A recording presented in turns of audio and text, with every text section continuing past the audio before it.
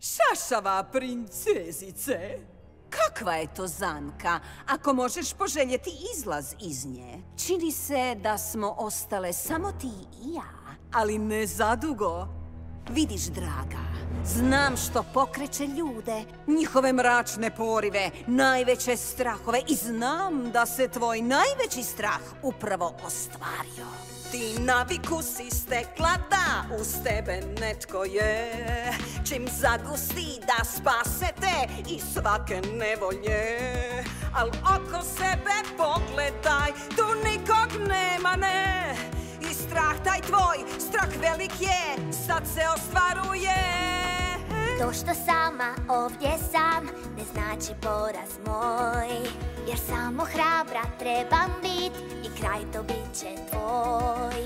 Melješ samo gluposti i znamo obje to.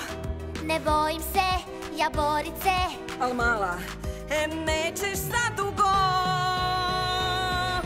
Sama si, bez nikoga, tu kraj je tvoj, a ja sam ta. Sad sama sam, al borbena, na noge stat ću opet ja. Sve dobro će izblijediti, čim nestane ti moja si. Al ću ko dan probudit se, dok te mrak ne pojede.